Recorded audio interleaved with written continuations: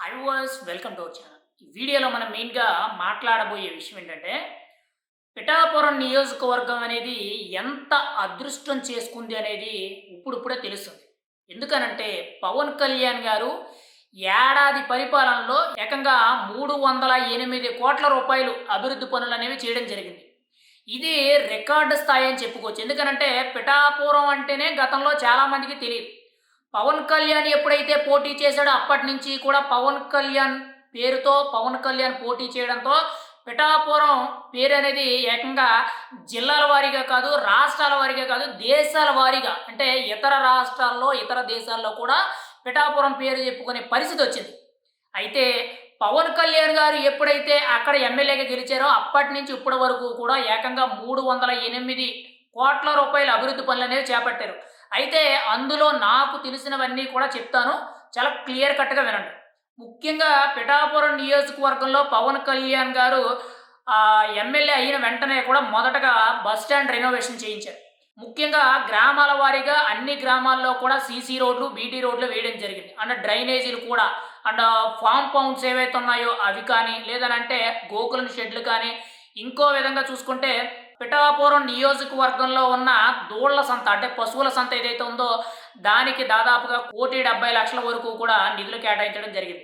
ఇంకొకటి ముఖ్యంగా ఏలేరు సుద్దగడ్డ వాగుకు సంబంధించిన బ్రిడ్జ్ ఏదైతే ఉందో జగనన్న కాలనీకి వెళ్ళడానికి అక్కడ దాదాపుగా 1,50,00,000, 2,00,00,000 వరకు కూడా పెట్టి అక్కడ జనాలు వర్షాకాలం వచ్చినప్పుడు చాలా ఇబ్బందులు ఎదుర్కొంటున్నారని చెప్పి అదొకటి సరిచేయడం జరిగింది. అంతేకాకుండా పిఠాపురం నియోజకవర్గంలో రీసెంట్‌గానే ఒక దేవాలయాన్ని కట్టించడానికి సుమారుగా 2,50,00,000 వరకు కూడా నిధులు కేటాయించడం జరిగింది.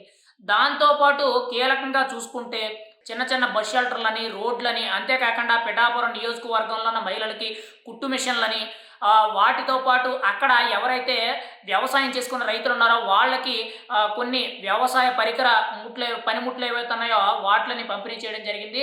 ఇంకా మెయిన్‌గా చూసుకుంటే పిఠాపురంకి సంబంధించిన సీహెచ్‌సి ప్రభుత్వ ఆసుపత్రి ఏదైతే ఉందో దాన్ని 38 పడకల ఆసుపత్రి నుంచి కూడా 100 పడకల ఆసుపత్రి కింద అంటే కాకినాడ జీజీహెచ్ ఏదైతే ఉందో దానికి సమానంగా అభివృద్ధి చేయడం జరిగింది. రీసెంట్‌గానే దానికి శంకుస్థాపన చేయడం జరిగింది. దాంతో పాటు ఉప్పాడ రైల్వే గేట్ బ్రిడ్జ్ ఏదైతే ఉందో దానికి కేంద్రం తరపు నుంచి 61,00,00,000 అనేవి సుమారు 61,00,00,000 నిధులనేవి కేంద్ర ప్రభుత్వం తరపు నుంచి ఆ రైల్వే ఓవర్ బ్రిడ్జ్ ఏదైతే ఉందో ట్రాఫిక్ ఇష్యూ అనేది ఎప్పటి నుంచో ఉంది కాబట్టి దానికోసం అయితే పవన్ కళ్యాణ్ గారు కేంద్ర ప్రభుత్వంతో మాట్లాడి నిధులు తెప్పించడం జరిగింది.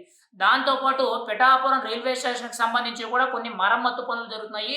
ముఖ్యంగా గతంలో చాలా ఎక్స్‌ప్రెస్ ట్రైన్‌లే గాని, సూపర్ ఫాస్ట్ ట్రైన్‌లే గాని అక్కడ ఆగడానికి అనుమతి లేవు. దానికి సంబంధించి ఆగడానికి హల్ట్ ఏదైతే ఒక పర్మిషన్ ఉంటుందో ఆ పర్మిషన్ తీసుకురావడం జరిగింది. దాంతో పాటు పిఠాపురానికి ఎయిర్‌పోర్ట్‌ను కూడా తీసుకురావడం అయితే జరిగింది. ఆ పనులన్నీ కూడా ఇంకా ముందు ముందు స్టార్ట్ చేసే పరిస్థితులైతే వత్తాయి. ఆల్రెడీ మాటల వరకు ఓకే అయింది. ముఖ్యంగా కొత్తపల్లి మండలంలో సెడ్జ్ ఏరియా ఏదైతే ఉందో ఆ ఏరియాలో ముఖ్యంగా ఎయిర్‌పోర్ట్ అనేది రాబోతున్నట్టు సమాచారం అయితే తెలుస్తుంది. దాంతో పాటు ఇంకోవైపు చూసుకుంటే ఎక్స్‌ప్రెస్ బస్ స్టాండ్ అనేది ఒకటి హైవేకి ఆనుకొని అంటే కాకినాడ, తునికి వెళ్ళే హైవే ఏదైతే ఉందో బైపాస్ హైవే ఏదైతే ఉందో ఆ హైవేకి ఆనుకొని ఎక్స్‌ప్రెస్ బస్సులన్నీ కూడా అక్కడికి వచ్చే విధంగా ఇంకొక కొత్త బస్ స్టాండ్ అయితే అప్రూవల్ చేయడం జరిగింది.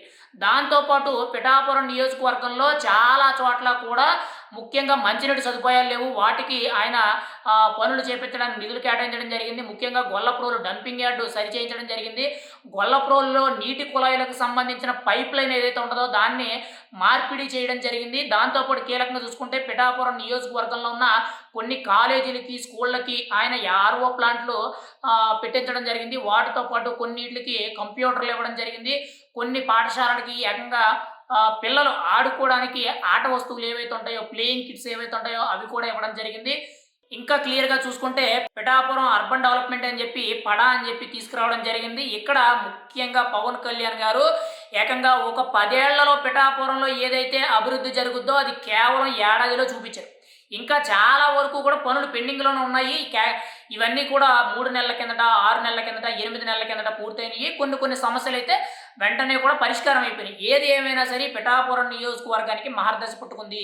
కేవలం ఏడాదిలోనే 308,00,00,000 ప్రత్యేకించి కూడా రాష్ట్ర బడ్జెట్ నుంచి అది గ్రామ స్థాయిలో కావచ్చు, ముఖ్యంగా మండల స్థాయిలో కావచ్చు, పిఠాపురం మున్సిపాలిటీకి సంబంధించొచ్చు.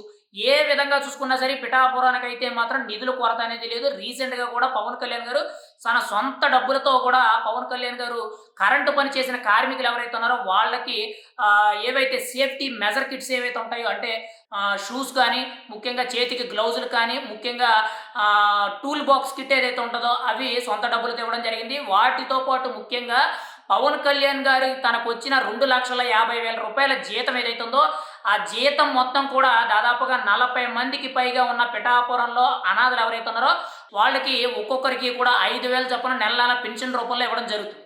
ఇంకా ఇవి సరిపోలేదన్నట్టు పవన్ కళ్యాణ్ గారు పిఠాపురం ఇల్లు ఏదైతే ఉందో ఆ ఇంటి దగ్గర జనవరి కార్యక్రమం పెట్టి అక్కడ సమస్యలు తెలుసుకోవడం జరుగుతుంది. అక్కడ ఒక ఇన్ఛార్జిని నియమించి సమస్యలు తెలుసుకోవడం జరుగుతుంది.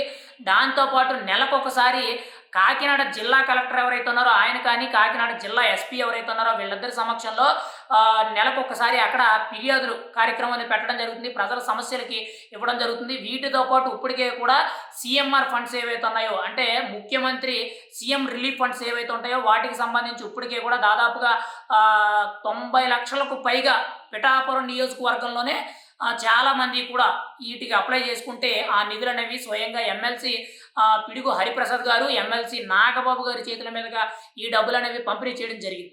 ఇది కేవలం ఏడాదిలో జరిగింది. ఇదేది ఆషామాషీ విషయం కాదు.